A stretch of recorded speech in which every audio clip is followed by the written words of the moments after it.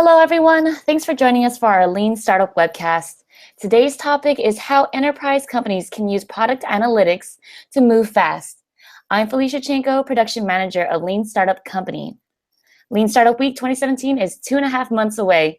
If you're planning on joining us in San Francisco, grab your pass before August 31st to save with our August special. Visit leanstartup.co for more information. Our speaker today is Justin Bauer, VP of Product at Amplitude. Moderating today is six-time entrepreneur and Lean Startup faculty member, David Binetti. A few housekeeping notes. We'll be taking questions from the audience via the live chat. If you'd like to ask a question, please flag it by starting with a Q: before your question. We're raffling off a silver pass to Lean Startup Week. For a chance to win, simply add to the chat conversation with a question or comment during the broadcast. This will be a 45-minute program, and the recording will be available after this live webcast. Take it away, Dave. Well, thanks, Felicia, and welcome, Justin. Thank you. So we're going to get right into the topic at hand. So when you think about people that are in large enterprise organizations and the products that they're managing, they have seemingly a limitless advantage over small new entrants. They're bigger. They have vastly more resources, effectively infinite. They have unbelievable marketing. They have entry into their channels. They have existing customers from which they can draw. They just seem to have every advantage of the world. And yet, time and time again, we see these enterprises continually fall behind and in some cases be completely disrupted by startups. Like, why is that? Like, why does that happen over and over and over again when enterprises seemingly have every advantage? Great question, because we do see it over again, yet history continues to repeat itself. And honestly, the real problem is that everyone thinks they have the right vision for their product and really understands their users, but the reality is they don't. And in the absence of that real true understanding backed by real data, then product decisions ultimately fall to politics. And as we all know, politics can run rampant within large organizations. And we see that this will have one of two effects, both of which slow companies down. And ultimately, speed is a real driver here. So the first, and probably the most common, is that everyone listens to the opinion of one person. This is probably the most senior person in the room, or the Hippo, the highest paid person in the room. And basically, that person kicks off this waterfall process where the company will build something that isn't valuable to the customer because they didn't have the right understanding what the customer wants. And it wastes months, if not years, to get there. And the second one that we're seeing more, as people are starting to hear more about things like lean and agile methodologies, they'll think they're adopting that. But really what they're doing is just using the data to validate their previously held beliefs. So it just reinforces the problems of the first, right? So you're going to still have these silos where people are arguing over opinions, and this infighting creates schedule delays and ultimately leads to building a suboptimal product that isn't valuable to the customer. And startups just don't have this luxury. They have to listen to the customer and move quickly, because if they don't, then they will die. Whereas a large organization almost falls to the pain of having all of those resources, because they can actually try to build out these massive schedules. Right. So that's not going to change, though, right? I mean, startups are always going to be constrained, and enterprises always, by definition, are going to have more resources. So then, if you're a fundamental problem, how do you fight it? How do you combat it? How do you address that if you're then able to identify the issue? Mm-hmm. Like those other things are not going to change. So how are you going to fix that? Great question. So how do you actually turn that, what looks like a disadvantage, to actually an advantage? And I think it comes down to creating a culture of customer obsession. So really, truly ensuring that everyone in the organization, right, wants to build for the customer. And what that means is a couple things. It's not just being data-driven, but it's both the qualitative and the quantitative really matter. And a lot of times what we'll see is organizations will do one or the other, but they won't do both. And even then, they probably aren't doing it right. So I'll give an example of this. So we worked with a very large B2B customer who just recently implemented Amplitude. And before that, everything they built was based on kind of two things. So one, did a customer request this feature? And second, how much is that customer paying us? And they thought that was what it meant to be data-driven. because, well, customers asking for something and we're looking at the data to see how much money they're going to pay us for it. So that's what we should do. So, but wait a minute. So, but what's wrong with that? They're looking at data. They're talking to customers. They're backing it with the thing that ultimately matters, which is money. I mean, I'm sorry, Justin, you're very handsome, but why should I listen to you when I have these customers telling me they're going to pay for this? What's wrong with that? Yes, exactly. And it's not that you shouldn't listen to the customer, but the role of product is to understand the underlying problem that you're trying to solve, but not just take the product requirement from a customer and put that into your product, right? So the customer is asking for these features because there's a real problem there. But what they ask, they're not going to do your job for you, right? They're going to express what they want in the world that they think they can influence, which is, oh, we kind of think this might be an interesting feature, but you got to understand, like, what's the underlying problem? And then how does that apply across all of your user base, not just this one specific. So hold on a second. Hold on a second. So Amplitude is a product analytics offering. So that's able to get a whole bunch of data from the customers. But I mean, does your product do mind reading? I mean, are you able to get into the customer's mind? And assuming not, if so, let me know. I want to invest. But assuming not, then how? I mean, how do we bridge the gap? I mean, there's no shortage of data in enterprises. How do they bridge the gap between the data that they have, or they could get from products such as yours and others, to where they need to be? Yeah, so that's where you want to have the combination, where we really see that the qualitative and the quantitative working together. And most companies aren't doing either well. And Amplitude isn't going to help you completely change everything, but it can play a core role in actually getting the data. So I'll give an example. So coming back to this company, so they implement Amplitude. Now they can actually look to build features that no individual customer would have asked for, but if they release them, they can actually see the impact it has on all of their customers. And before, they couldn't do that. They had no view into a feature and how people were using it. And so they could never have the conviction to actually go and do that. Right? Wait a minute, you just described a catch-22. How do I know what customers want until I release the feature? But I can't release the feature until I know what customers want. So I'm stuck, am I? Yeah, so what you do is talk to the customer to understand their problem, right? So that's the first thing. Not what they ask, but their problem. And then build something that addresses that problem, and then see if customers actually use it, right? And then that's the iterative process. So one of the things we talk about a lot internally here, and we see some of our best customers do, is this combination of what we call 10x plus 10%, which is vision plus iteration in the execution. So you have to have a 10x vision, right? You need to understand what are the core problems that you want to solve for. But then a lot of times people then will try to build this massive product to hit that vision, and it takes like a year for it to get out. And what we say is, no, think about what is then the 10% thing that you could build to validate if that was the right vision. So get that out quickly, and then see if there's adoption. If there is adoption, that's great. You now know that you should continue along that path. And if you don't get adoption, you now know there's some assumptions that you made around your vision that are incorrect. You need to go back to the drawing board and understand those. Okay, so a startup can produce that 10% solution because, like, it's all they do. They don't have existing customer bases that they need to support. So what are some of the practical ways that you've seen some of your clients or others, from wherever you get the experience, to help these actual enterprise companies say, okay, I've got this 90% product over here that's still paying the bills, but then I want to go do this 10% product over there. How do you sell it to the Hippo? How do you get it into production? Do you put it under the main brand? Do you have a big $100 million launch? Like, how practically do you get that 10% solution out there so you can start to get real data? Yeah. So one part of that is how you basically organize your company.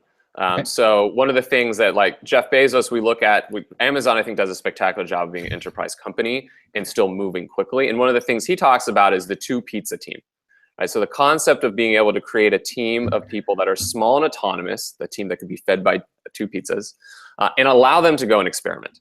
An example of how we do that even at Amplitude is we actually have what we call 6-week experiment pods. So basically, we allow 1 to 2 people who have an idea to go and experiment against that, where they're going to go work directly with customers and come back after 6 weeks of having either released a couple things or built out some prototypes and say, here, we think there's real value here, and we kind of let them run on their own. So the really important thing is that they're not held down by the bureaucracy of the top. They're allowed to go and explore. And so creating ways that you can enable people on the ground who are going to understand the customer really well to go and tackle those problems and see if they can come up with an innovative solution. So that's like a critical thing that we see that large enterprise companies need to do in these areas where they're worried about maybe even disrupting their existing business. Right, got it. Okay, we're starting to get a few questions in from the audience, so I'm going to throw one in right straight away. And so somebody is actually asking the question, if you focus only on the customer problems, then you miss other opportunities to create customer value. Is that a statement you agree with, disagree with, need to modify slightly? Yeah, I don't know if I would agree with that. I think in the end, value is created by understanding the problem. Okay. I believe that, and I think product-led companies have been successful because they truly understand what the customer is trying to tackle. Now, your product today may not be solving all of the problems that your product 3 years from now will solve. That's what it means to actually build out your product and expand kind of into the adjacencies. But it all starts with a true understanding of the problem, because in the end, a customer is only going to use your solution if it solves pain for them or gives them delight, which ultimately comes down to some inherent problem they're looking to accomplish. And so we truly believe it's critical to understand that. And if you understand that, then you will be able to come up with some solutions against that and then validate whether those are the right solutions to solve that problem. Okay. You talked about the importance of company culture and larger company culture, how that can sort of impact things. As I've heard before, I don't exactly know who the quote is from, but culture eats strategy for breakfast. And that maybe it was Eric, I don't know. But that whole concept of the company culture is the thing that can often get in the way of these types of things. So, I mean, how do we solve that? Is it just all we need are pizzas? All we need are 2 pizzas, and then all those company culture problems are solved? What are some of the ways that you've seen that the company culture can be affected, and if so, how can the tools help them accomplish that? Yeah, it's a great question. So, yeah, in the end, a couple tactics aren't going to recreate a culture. And in the end, if you're going to influence culture, it has to start from the top. So people need to leaders need to really drive that, but there are ways that people that aren't even in leadership can help influence leadership to see it. But in the end, for the companies that we've seen be most successful switching their culture, and Amplitude has played a part of that, is they've really kind of drove down to 3 things. So the one we've talked about a lot is customer obsession, right? Okay. So just becoming obsessed about culture. And there are things you can do. So come back to Amazon, because I just think they're a great example. But like having the chair in the room that represents the customer. It's like small things like that reinforce this, but like really being customer obsessed. And a big component of being customer obsessed is having the data to do that. So that's a role that Amplitude can play and other tools can play there. The second thing that we've highlighted a bit that's really important is decentralizing decision-making. Right? So not having decisions come from the top, have the mission come from the top, right? But the decisions made from people who are actually closer to the customer and can react to that. That's really, really critical. Happy to go through examples of how basically our customers have done that and how they've actually changed how they organize themselves to do that. And then I think the final thing is then making sure that product is actually accountable to business outcomes. Right, so that's a huge shift that I think helps change a culture as well, where the product team traditionally was always seen as like a cost center, where they build something, it's whatever marketing told us to build. And so they're not empowered to actually care. But if you can show that the product you're building is actually driving revenue, that can create a cultural change, because then all of that propagates. We're building product that's driving revenue. We're listening to customers to build that great product, and we're empowering people throughout the company to do that. That then creates this groundswell that can ultimately change how a company actually does it. Sure, but again, you're talking, that's the catch-22, right? I mean, how do you know what product to build that's going to generate that revenue? What if you build a product that doesn't generate revenue? And 95% of products don't, even when they have the idea or the analytics or everything else. So do you just hide the data? Do you fake the data? Do you just play under the radar? Do you use a fake brand? I mean, if we all knew exactly what was going to generate revenue, then hey, great, problem solved, and I want to invest in that company as well. But most of us don't have the luxury of being able to see the future. So what do you do if you are uncertain that your product is going to be a revenue generator? Yeah, and you should be uncertain. Like, that's the reality. Like, none of us can see the future. But what we can do is create, one, a culture of experimentation and failure, right? Allow that to happen. And two, learn how to basically reduce risk sooner through being closer to the customer. And ultimately, like you talked at the very beginning about how enterprise companies have all these advantages, so many resources. They have the event. Like, it's funny, like startups, yeah, they take risks because they have to. Enterprise companies could take way more risks, but don't. And a big part of that is because they actually don't know how to take risk. Like, the way to take risk is not to build this grand new product that takes a year to build. But as I'm sure everyone here in the, on the podcast understands, it's basically to do these experiments, get close to the customer, and use data to understand if what you're building is actually working. And another part of that too is making sure that the people that are doing those experiments, the people on the ground, the product teams doing that, they're the ones exploring the data. That's another thing that we just see happen time and time again that slows companies down, which is what delays and creates these huge projects.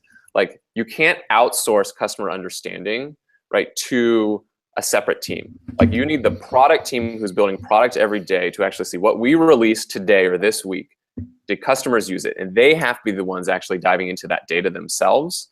They can't be outsourcing that to an analytics department, because then those cycles are going to take weeks before they get to the next level of insight, and that just continues to slow them down. Okay, got it. So we have more questions that are coming in, and this is a really intriguing one. So how do you become customer obsessed where you're in a B2B context, right? Where, yeah, okay, great, you've got consumer internet, I can go out there to a coffee shop, I can release on a website and get some real feedback. But like B2B, like, nobody's going to just let me in to look at their assembly line. Nobody's going to let me in and talk to their supply chain or their customer channels. Let's say you get the culture right. How do you become customer obsessed in a B2B context? So one of the things that we see time and time again is B2B companies not investing enough in actually getting end user data. I think it's a reflection of the fact of how traditionally B2B was sold, where you would talk to a CIO, it was all about the sales team, basically convincing them, and then they would do this huge deployment, and everyone in the company would have to use the product. And so B2B companies traditionally focused on the buyer. That's not the way the world works anymore. The user ultimately is the person that matters. So they're the ones using the product. And so the place to start is to ask yourself, are you actually looking at how your end users are using your features that you're building? Are they using the features that you've most recently released? Actually ask yourself that. In the most recent release, what percentage of your users are actually using that? And how did that influence your ultimate business outcome? Whether that's driving higher engagement, whether that's getting upsells, whether that's driving new revenue. Like, if you're not answering that question today, that's the place to start. Get the data to answer that. And that will then create this concept of customer obsession. Once you have that data, then make sure everyone can see it. Get it out there. So one of the things that we see a lot of our customers do is they actually track NPS. So for B2B companies, NPS is a great metric to basically align with end user. Yeah. Go ahead and explain for those that are uninitiated what NPS is. So that means it's Net Promoter Score, which is basically you ask a question on a scale of 1 to 10, how likely would you be to recommend this product to somebody else? And what you're looking for are people who are either promoters, which score really high, or detractors, so really low. And the net difference between that kind of reflects the health of your product. So it's a great metric for B2B companies to use. And we see a lot of our customers will then track that NPS in Amplitude in dashboards that the entire company can see. And they'll actually see features they released. How did that impact their NPS? That's a customer obsession, because now we're looking to see, are we building product that customers care so much about that actually they're going to recommend that product to other people? Okay. Excellent. So you talked earlier about trying to get this order of magnitude improvement where you get this 10x processes to make things better. And how do you convince, if you're a C-suite executive listening to this podcast, then you're already there. You already know the types of things that you want to accomplish to be able to get that leap of magnitude improvement in your innovation projects. But let's say you're a product manager and you're gonna present, you're hitting all these cultural issues.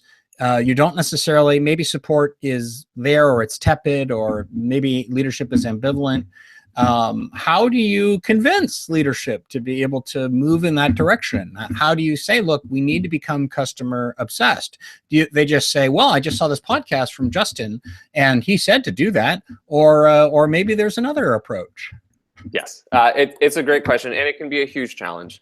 And I think, once again, it starts with getting access to some data and making some data-driven decisions. Now, you may not have the luxury of having an Amplitude at your company, but you probably still have data. You can start to build out that business case by following that process. So take the data, explore within the data, understand some problem that you're thinking about solving, release something quickly, and then see the impact of that.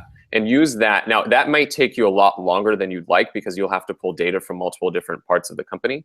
But that can help to start to build out the business case as to, like, imagine if we could do this, but significantly faster, right? So find that quick win, that win that then you can use to convince the rest of the organization this should be something that we should invest in. And then from there, I think you can then build out a potential business case as to why you need something like a product analytics solution, such that the whole company could do that.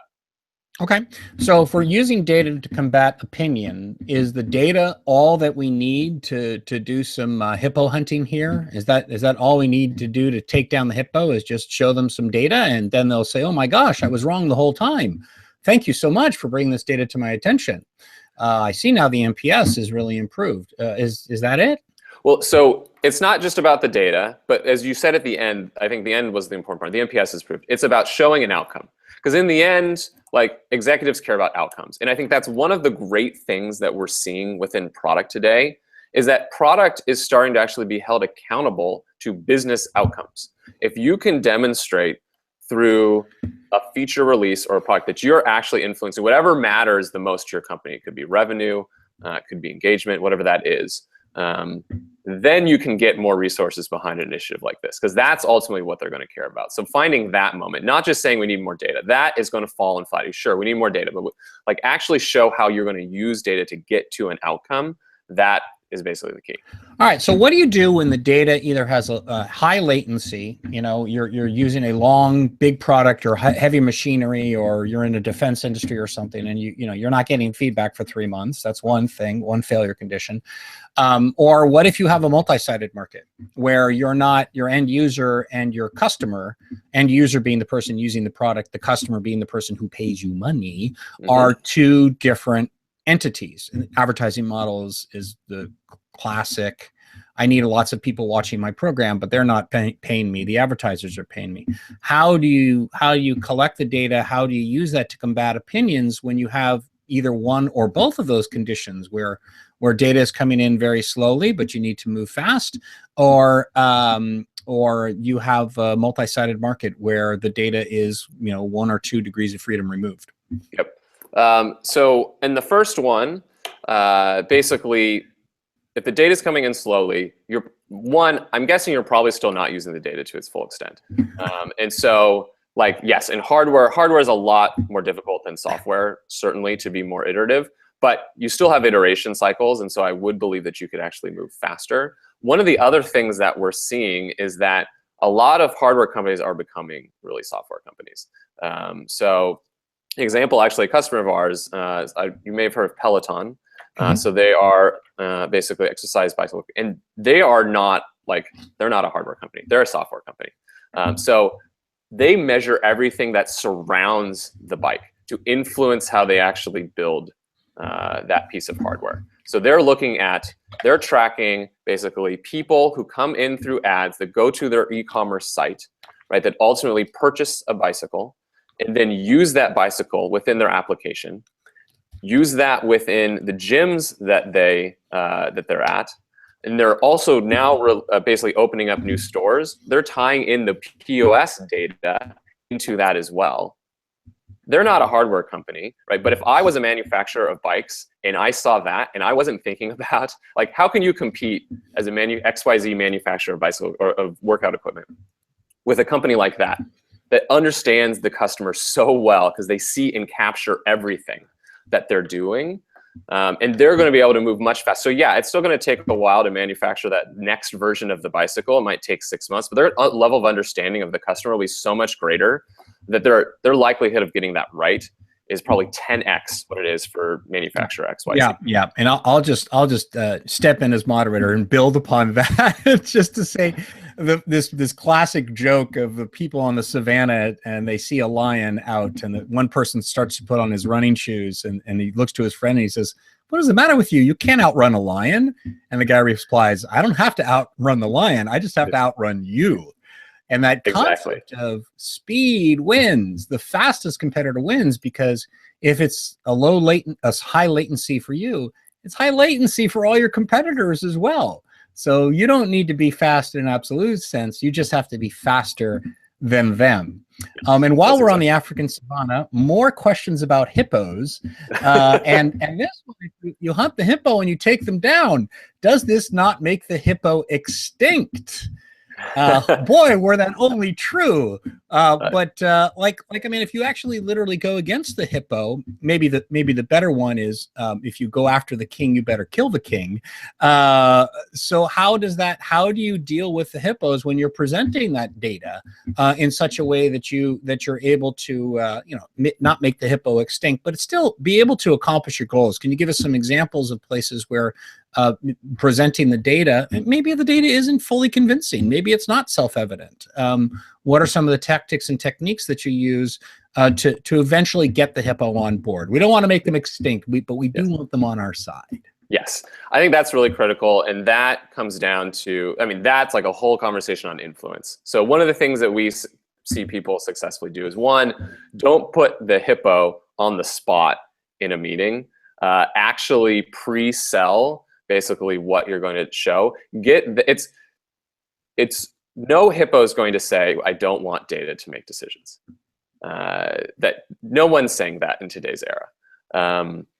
And so if you can find opportunities to pull them in to that before this critical meeting, like you don't want to put them out on the spot within a large meeting, because then basically they're going to feel threatened. I mean, we're truly going to use the African savanna, like don't corner the hippo. Yeah, exactly. And so pull them in so that they can see some of the data beforehand and allow them some time to basically change their vision along with the data and actually be more driven to that. So that's like really critical. And that, like I said, that has nothing to do with software. That has to do with basically influence. But it's really critical if you're going to drive a cultural change, that you can't make it them versus the data. That's just not going to work.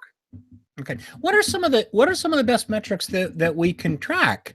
Obviously, in revenue up and to the right. Yes. Okay, great. We also want that. We also want magic fairies to come and clean our room and cook our dinner. But NPS, that was one that you mentioned. Mm-hmm. What are some of the other metrics that are particularly appealing to enterprise, to hippos, or that tend to convince more than other metrics? So if we're looking for that quick win, if we're looking to present that data in such a way that bolsters our case and helps improve our ability, what are some of the metrics that you recommend? Yeah, so I could definitely go through some example of the metrics. In the end, what I recommend is, one, figure out what metrics correlate with your business outcome. And that's where you can use some products like Amplitude to do that. But I'll give examples of some of those things. So one, if you're in B2B, for instance, you might actually find that number of weekly active users correlates highly with upsells. We've seen that at Amplitude, for instance. And so it makes it really easy to then justify, we should look at our weekly active users, because we see if we have more of them within an account, the likelihood of that account upselling is higher, right? So that's one example. Other examples could be things like, you can look at overall engagement within certain features, because a certain feature might be the thing that really drives someone. In the reality is, it's like, I can't tell you what that metric will be blankly for your company. It actually really depends on your customers. What I can recommend, though, is a process to figure out that metric. So the first, like I said, is understand engagements. For you, it matters, like, are users using your product? And when we talk about usage isn't they opened up your application, or they did a session on your website. Use should actually be they actually got value out of it. We call that the critical event.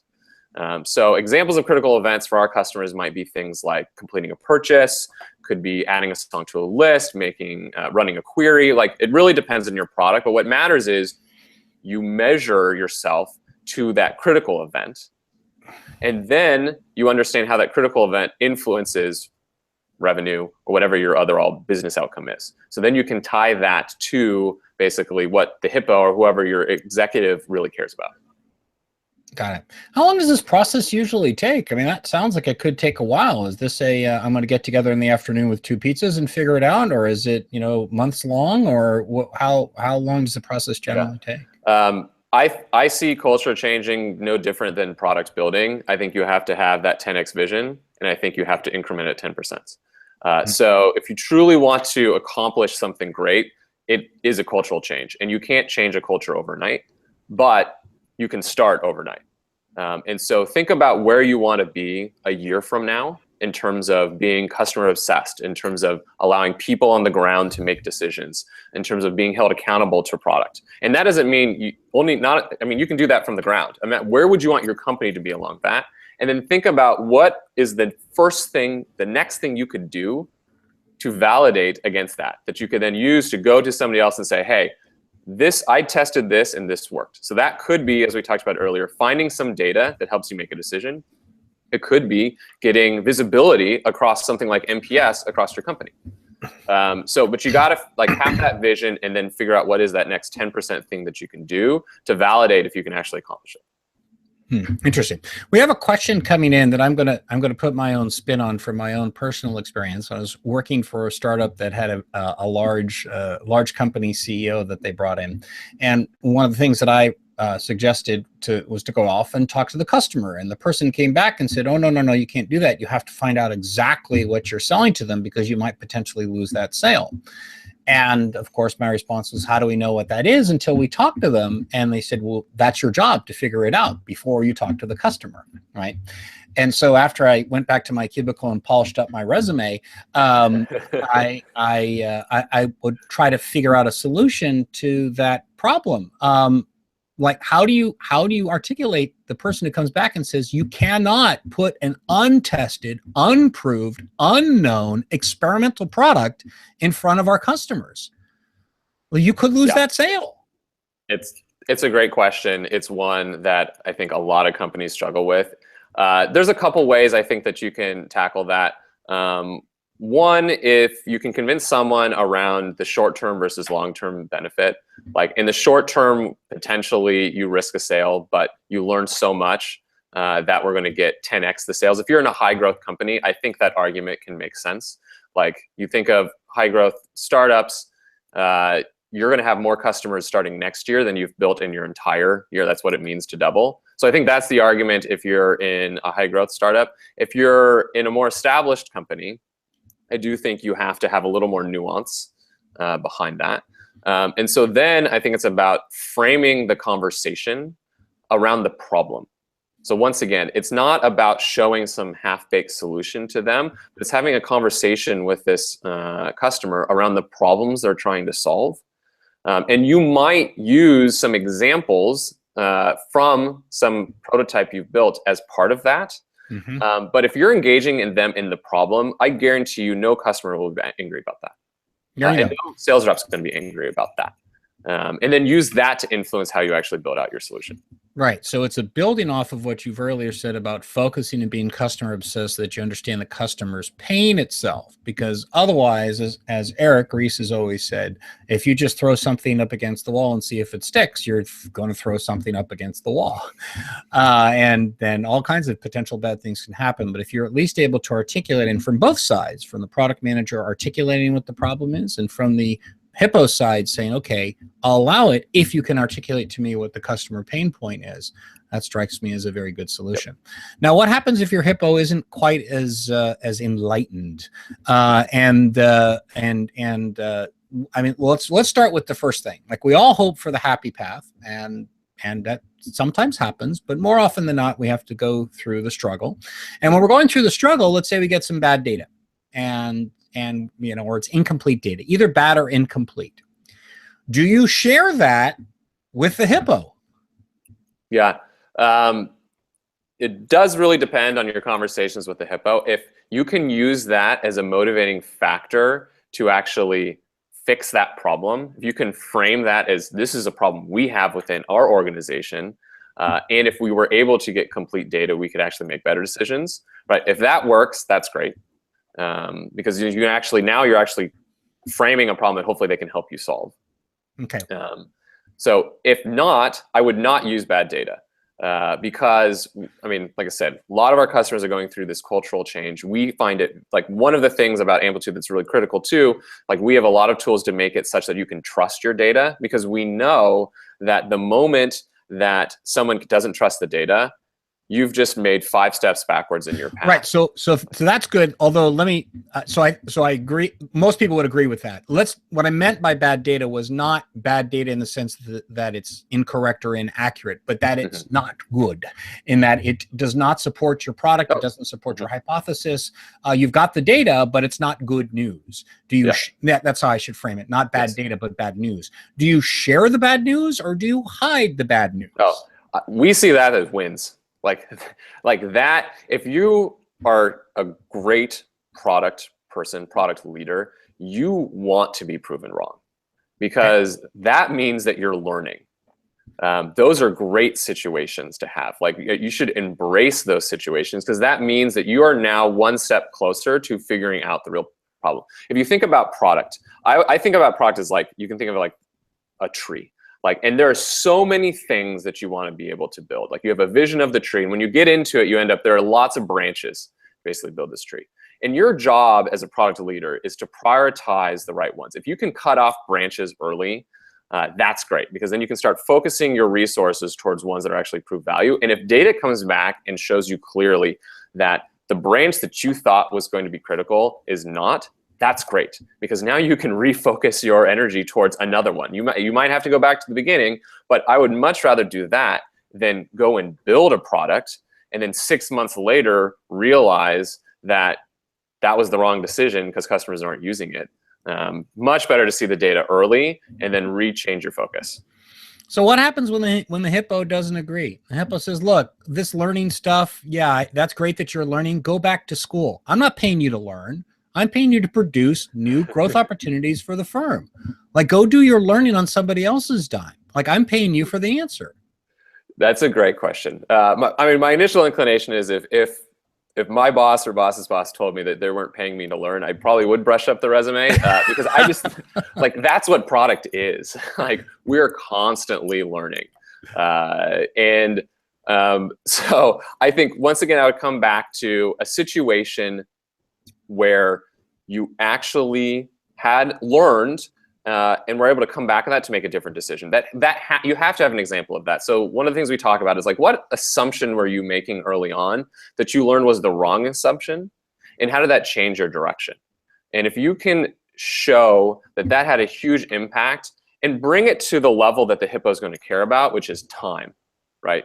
They care about resources. You can say, we would have spent so much time doing this, but we learned through the data that that was actually the wrong assumption. We were able to refocus here. They're going to understand that, because they see schedules. They're all red. Like, they care about things getting out. If you can show them that this will speed that up, hopefully that convinces them that that's the value of learning. Great. And again, this is where products such as Amplitude can help them. Yes, I mean, that's why, like, we are basically helping companies understand their users, what is happening within their product, and how does that influence some business outcome. So you can quickly explore your data to see, okay, people who use this feature, they're more likely to do X, Y, Z, whatever that critical thing is for you. Or another thing is, we released this, hopefully it was an experiment, it only took a couple weeks to get out, and no one's using it. Right? And you can now see, okay, you can then go talk to those customers and say, hey, why aren't you using this? And maybe you decide to kill that line, that's a branch that didn't work out, and you can go and build the next branch. And so that's how a company like Amplitude can help you more quickly move, which will ultimately get you the learning that hopefully gets you to the right product. Got it. So somebody in the questions has actually mentioned this, where they basically said this concept of the bad news data. yeah, maybe this is not the type of information that we'd want, and similar to your concept of branching, that we would be able to have the opportunity for a pivot. That glorious overused term, but how do we properly use data to properly inform that pivot so that we can say, look, here's what we learned, but it's pointing in a new direction. The questions that we ask are relevant towards the answer that we're seeking. If we frame it in that way, is that something that you've done or have experience doing, and how effective is that? Yeah. It comes down once again to culture. Like I think the underlying part of the question is like, what if you're too far? And we've all lived in these situations where we are really deep into product development, and then we learn that there was some assumption we made that was the wrong assumption. And you have this like moment, deer in the headlights, and you're like, what do I do? We've got the whole company moving behind this. I think it comes back to the very first question we asked, which is, why are startups different than enterprise companies? Yeah. Ask a startup what they do in that situation, and I know what they'd say. We pivoted. The data made it clear. Like, you're gonna make sure you trust the data, but like dive into if the data clearly says you're moving in the wrong direction, like you gotta switch. And it might be painful, but I guarantee you, I know what's more painful than that: building something and having nobody use it. So if that's what a startup would do, I think if you're an enterprise company, you got to treat it the same way. That's one of the reasons why startups win. You got to do the painful thing and say, this was the wrong direction and we're switching. And I know it's hard, but like I said, it's way worse to take 12 months to release a product and then not have it work than it would be 9 months in or 7 months in to basically repivot and try to explore something new. Yes, the startups don't have the choice, right? They don't. It comes back to that concept of the very first question that we started with, which was they have all the resources, not understanding that that's actually counterintuitive, because when you have the resources, you're able to continue. And it's funny that you mentioned that point of realization, because something I'm always fond of saying is that, what does it feel like to be wrong? And most people will say, oh, it's terrible and it's not good and it gets me in trouble and I don't like it and it's unpleasant. And all those things are true, but they're actually answer to a different question, which is, what is it to realize that you're wrong?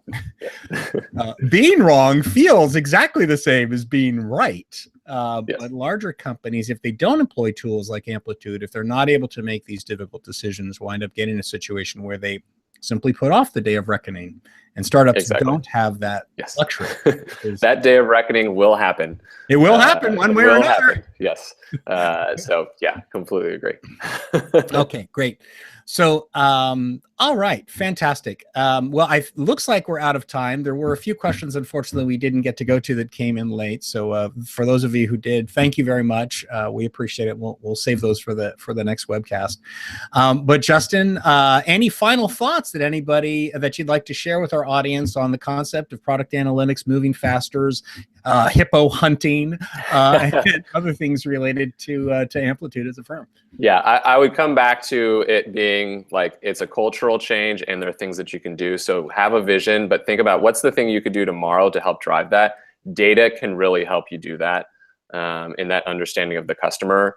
And Amplitude, that's our core vision. We want to help companies build better products. We believe we do that by getting you closer to the data. And so if that's one thing that you want to accomplish, definitely chat with us. We're happy to talk more about this. We have a lot of examples of how companies have changed their culture through using data and Amplitude to do that, and we'd love to help out. Wonderful. And for those who have found these concepts new and exciting and haven't been familiar with them, then you definitely also need to go to the Lean Startup Conference because you'll get all this and more. So Justin, thank you so much for sharing your experience, for sharing your insight and counsel. I appreciate it. I learned. That's awesome. I'm sure our audience did as well. So thank you very much. And Felicia, back to you. Thanks to everyone for joining us today. This wraps up our show. Again, Lean Startup Week 2017 is 2.5 months away. If you're planning on joining us in San Francisco, grab your pass before August 31st to save with our August special. Visit leanstartup.co for more information.